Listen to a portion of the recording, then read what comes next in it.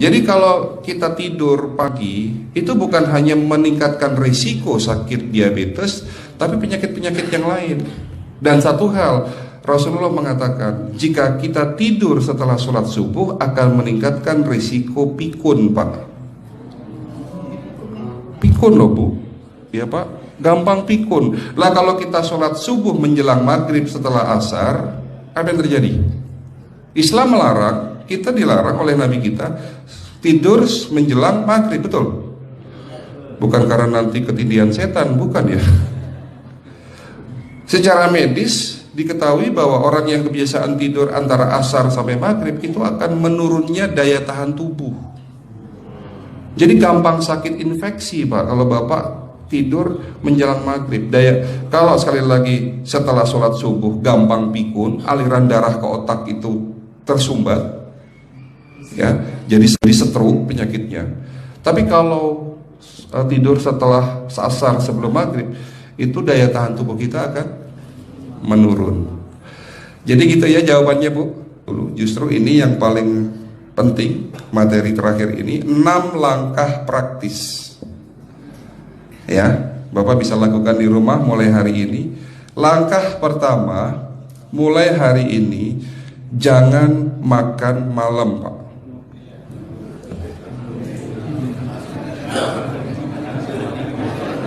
Ya, ala bisa karena biasa. Memang awalnya sulit, yang sudah kebiasaan makan malam itu sulit. Alasannya nanti nggak bisa tidur, Dok, betul ya? Nanti perutnya kembung, mual dan sebagainya. Itu karena kebiasaan. Dulu pun saya begitu. Tapi kalau sekali-sekali boleh, Pak. Misalnya diundang hajatan gitu, tetangga ada yang kawinan, hajatan, ya udah apa-apa, menghargai itu makan malam. Tapi sekali-sekali itu. Tapi kalau tiap hari ini yang nggak boleh, betul ya, Pak? Jangan makan berlebihan dan jangan makan malam. Makan sate boleh nggak, Pak? Boleh, siapa bilang nggak boleh? Sate itu, Bapak tahu daging kambing. Daging kambing, daging domba adalah makanan sehat, tidak berkolesterol. Yang kolesterol itu lemaknya, Pak. Tapi kalau Bapak makan daging murni, dagingnya tok, ya sehat, Pak. Yang nggak boleh itu santannya. Jadi makan gulai itu jangan, kalau gulai, sate aja udah. Ya, ataupun dibuat apalah, dibuat empal. Ya. Oke, itu yang pertama. Yang kedua, tolong catat. Jangan tidur larut malam, Pak. Batasan tidur jam berapa, Pak? Jam 11 paling telat. Harus sudah tidur. Kenapa? Apa penjelasan medisnya? Orang yang tidur di atas jam 11 akan terganggu fungsi livernya, Pak. Dimana liver kita ini fungsinya banyak. Ya, ada 500 fungsi liver loh, Pak. Fungsi jantung ada berapa, Pak? Fungsi jantung 1.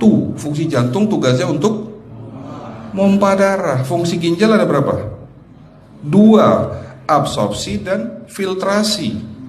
Fungsi liver 500 fungsi. Jadi organ yang paling berat dalam tubuh kita kerjanya adalah liver. Liver akan rusak manakala kalau kita tidur di atas jam 11 malam.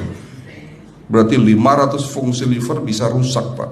Ini salah satu penyebab diabetes. Bukan hanya kerusakan pankreas, tapi rusaknya liver bisa jadi penyakit diabetes, Pak.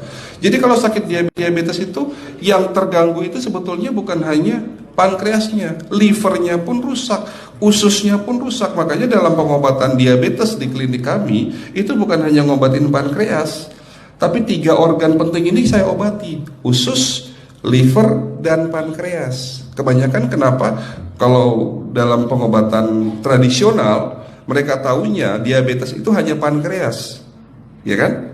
Tapi di sini dalam pengobatan holistik, orang yang kena liver itu 3 organ ini pasti rusak: usus, liver, dan pankreas. Salah satu penyebab dari kerusakan liver akibat kebiasaan tidur larut malam. Jadi salah satu penyebab diabetes pun bisa karena tidur larut malam.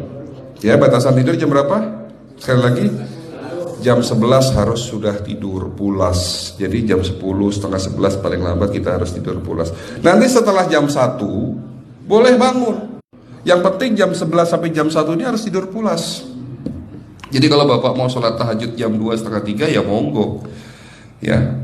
Oke, itu yang kedua. Yang ketiga, air putih Pak dijaga 2 liter sehari. Bagaimana cara minumnya yang baik?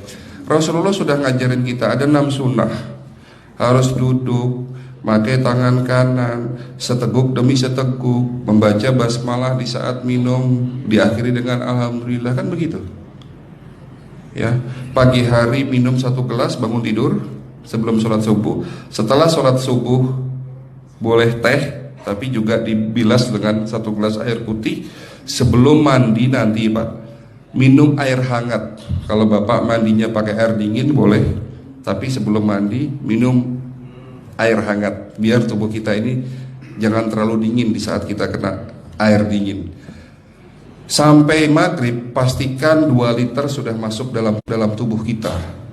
Malam mau tidur, tolong perhatikan Ibu ya, malam mau tidur jangan banyak-banyak minum. Nggak boleh minum malam itu segelas sampai 2 gelas mau tidur. Cukup seteguk 2 teguk saja. Karena kalau sampai kita minum mau tidur 1 gelas besar, ginjalnya malah rusak Pak. Ya.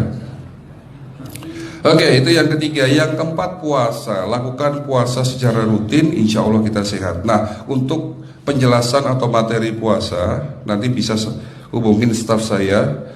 Nanti di bulan Ramadan tahun ini, kalau memang masih ada slot 1 sampai hari ke-20, saya bisa mengisi manasik kesehatan yang berkaitan dengan manfaat puasa untuk kesehatan. Insya Allah kalau memang masih ada slot waktunya, karena kita di bulan Ramadan hanya 20 hari kita ngisi manasik. Ya, oke, itu yang keempat. Langkah keempat. Langkah 1, 2, 3, 4. Langkah kelima. Nah, sebelum saya menjawab yang kelima, saya ingin membacakan sebuah sabda Rasulullah. Rasulullah bersabda, di dalam tubuhmu ada segumpal daging. Jika segumpal daging itu sakit, akan sakitlah seluruh tubuhmu. Dan jika segumpal daging itu rusak, akan rusaklah seluruh tubuhmu. Apa itu segumpal daging? Segumpal daging itu adalah hati. Tapi ternyata yang dimaksud Rasulullah itu bukan liver Pak. Yang dimaksud Rasulullah adalah hati kita, roh kita, jiwa kita, perasaan kita. Kalau hati kita rusak, kita banyak penyakit hati, iri, dengki, sombong, takabur dan sebagainya. Penyakit fisik akan muncul dalam tubuh kita. Ya, tidak ada orang stres itu sehat, betul enggak Pak? Tidak ada orang yang suka marah-marah itu sehat, betul enggak? Bahkan Rasulullah mengajar senyum adalah ibadah. Senangkan orang lain, permudah urusan orang lain, insya Allah kita sehat. Ya, jadi itu langkah ke-5. Langkah 1 sampai langkah ke-5 sifatnya individual. Bapak bisa lakukan sendiri di rumah. Tapi langkah ke-6 ini butuh bantuan pihak dokter atau rumah sakit. Kira-kira langkah ke-6 apa Pak?